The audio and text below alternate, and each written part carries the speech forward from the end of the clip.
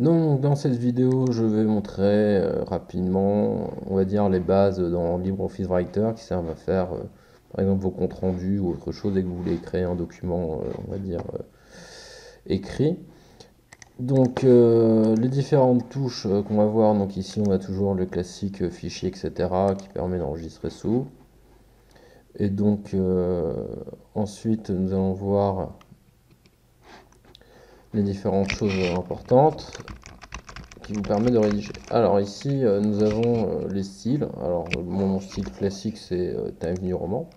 Quand vous voulez modifier un texte déjà écrit, vous le sélectionnez en cliquant comme ça.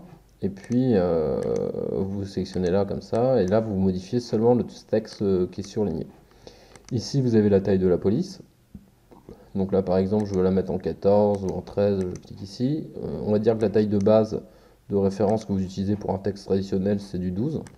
Puis si vous voulez faire autre chose, vous utilisez par exemple un titre, vous comptez ici. Ici, on a les trucs de base qui est je mets en gras mon texte, ici je le mets en italique, ici je le souligne, ici je peux même le barrer.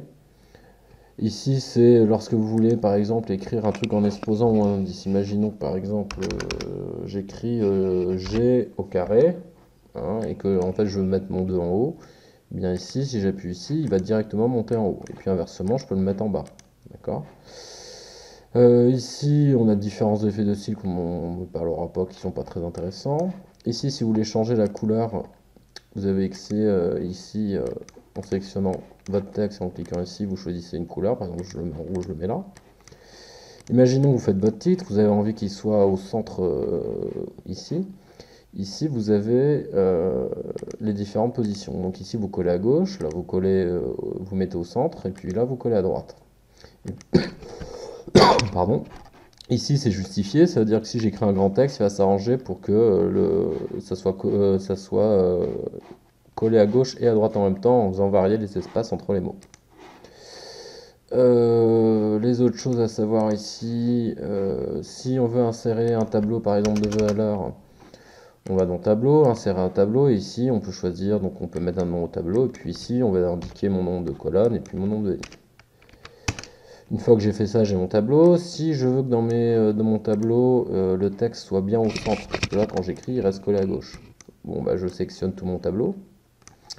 Et puis ici, je lui dis, je veux que tu l'écrives justifié dans toutes les colonnes, si je veux dans toutes les cases. Si je veux qu'une seule case, je sélectionne qu'une case, et puis là, il va me le faire case par case.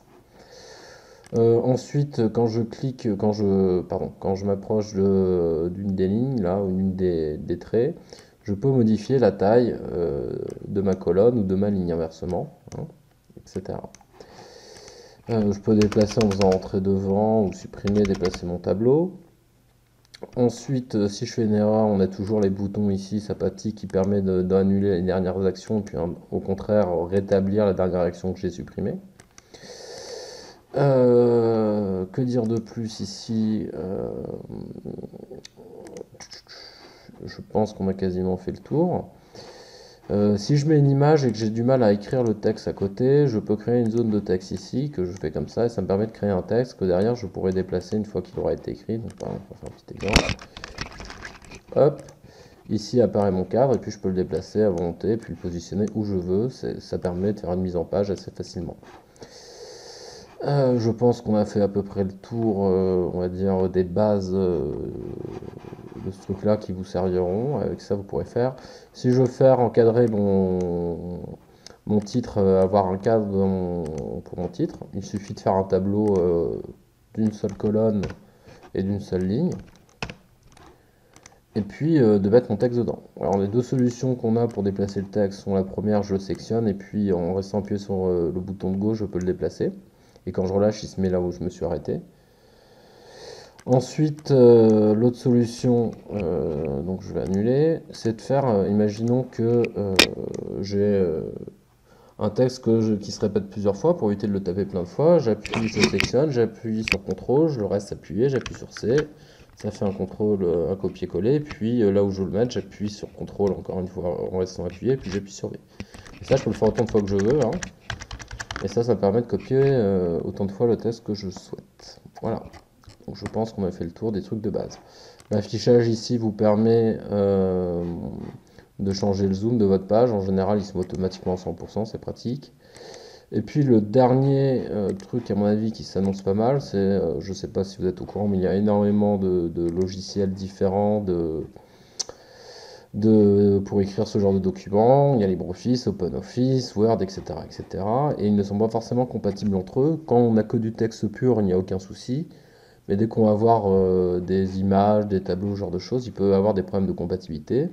Si vous voulez avoir un document sous format PDF qui vous permet de l'ouvrir avec n'importe quel ordinateur et ensuite l'imprimer, vous allez dans Exporter au format PDF, ici. Là, il va vous dire plein de choses. Vous faites Exporter, hein. Et puis là, vous enregistrez votre nom de fichier, et puis enregistrer. Et puis là, vous allez créer un fichier PDF en plus de ce fichier-là. Et ça vous permettra de l'utiliser et de ne pas avoir de problème de compatibilité. Voilà.